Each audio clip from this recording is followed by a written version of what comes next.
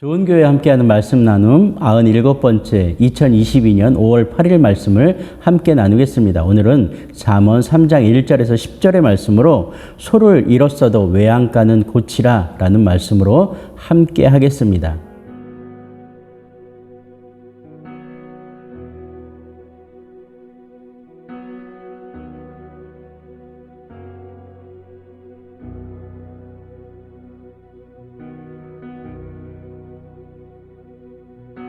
여러분과 계속해서 말씀을 나누면서 다른 세대, 다음 세대, 미래 세대라는 이야기를 하고 있습니다. 우리가 살아가고 있는 또 내가 속하여 있는 이 세대뿐만 아니라 우리의 앞 세대, 그리고 우리 뒤에 올 다음 세대를 향한 우리의 간절함, 저의 간절함이 그러한 주제로 여러분과 함께 말씀을 나누고 있습니다. 좋은 교회 여러분 평안하셨습니까? 당신은 교회입니다. 당신은 좋은 교회입니다. 좋은 교회가 온 땅 온 세대 가운데 가득하기를 소망합니다. 우리 옛 속담에 소 잃고 외양간 고친다 라는 속담이 있습니다. 이 속담의 원뜻은 소를 도둑 맞은 다음에야 빈 외양간에 허탈한 모습으로 앉아서 후회하고 땅을 치며 외양간을 고쳐보겠다라는 그 말이기도 하고요. 다른 표현으로는 이미 잘못된 일 뒤에 손을 써봐도 아무 소용이 없다라는 이 상황과 상태를 비꼬는 속담이기도 합니다. 그러나 오늘 이 속담을 조금 바꿔보겠습니다. 소를 잃었어도 외양간은 고칩시다 라는 표현입니다. 다른 말로 표현하면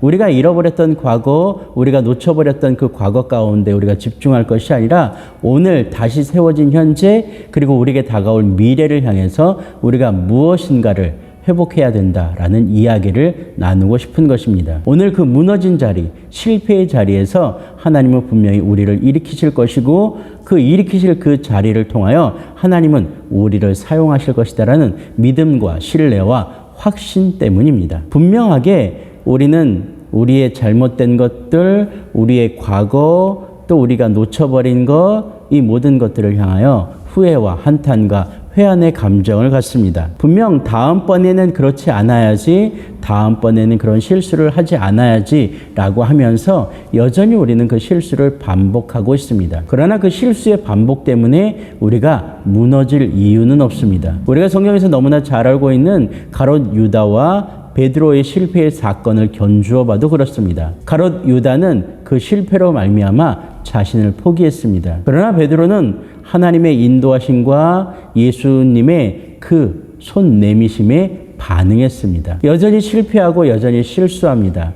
그러나 성령님께 의지하여 그 일들을 감당하기를 원하고 감당하려고 노력하는 모습 가운데서 오늘 베드로는 성경에서 귀한 사역을 감당한 사도로서 우리에게 기억될 수 있는 것입니다. 오늘 읽은 본문은 자칫 잘못 읽으면 조건부적인 하나님의 이야기가 거론되는 것처럼 보입니다. 예를 들자면 내 아들아 나의 법을 잃어버리지 말고 내 마음으로 나의 명령을 지키라. 그리하면 그것이 네가 장수하여 많은 해를 누리게 하며 평강을 더하게 하리라 라는 말로 시작되고 있습니다. 즉 네가 장수하고 많은 해를 누리며 평강을 얻기 위해서는 나의 명령을 잊지 말고 내 마음으로 나의 명령을 지키라 라는 것에 집중하라 라는 이런 의미로 받아들일 수 있기 때문입니다. 그러나 하나님은 오늘 잠언을 통해서 우리에게 그런 이야기를 하고 있는 것은 아닙니다. 우리에게 이 땅을 살아내며 신앙의 사람으로서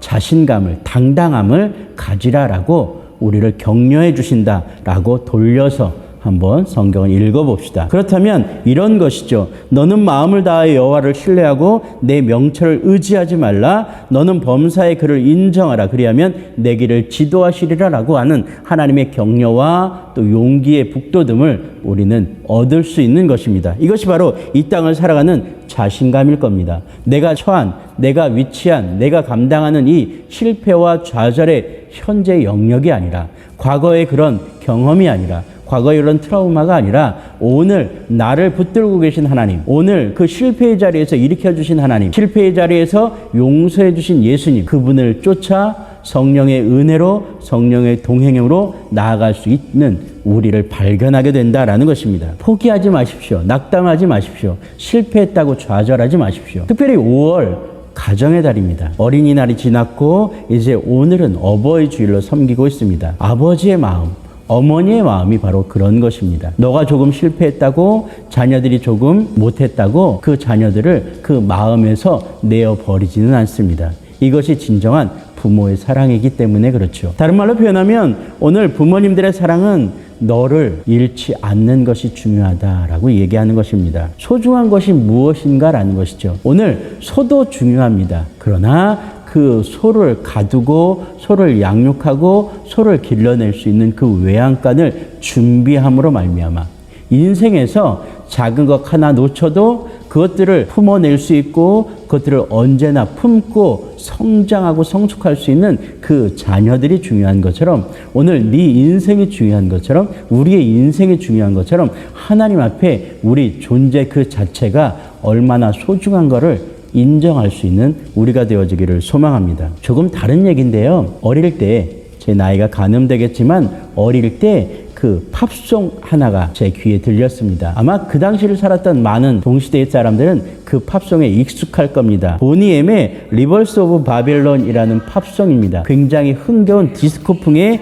경쾌한 리듬으로 율동, 또 뭐 영상을 보면 굉장히 흥겨운 모습으로 춤을 추는 듯한 그러한 모습으로 부르는 노래입니다. 그런데 이 노래는 사실 성경의 말씀의 모티브를 두고 있습니다. 구약성경 시편 19편과 137편을 모티브로 한 그 가사라고 합니다. 바빌로니아인들에 의해서 예루살렘이 멸망되고 유대인들이 그 바빌론 강가에서 포로된 모습으로 노래하고 울며 과거를 회상하는 장면을 이 가사로 표현했다라고 합니다. 가사는 그렇게 되어 있습니다. 거기에 앉아서 우리는 울었다네. 시온을 기억하면서 바빌론 강가 거기에 앉아서 우리는 울었다네. 시온을 기억하면서 그 기억하면서 우는 그 울음, 그 눈물 이것을 그들은 한탄으로 돌리지 않고 노래하며 회복하려고 애썼다라는 것이죠. 아니, 그 노래를 통해서 아마 하나님은 들으셨고 기억하셨을 것입니다. 그리고 그들의 마음을 보셨을 것입니다.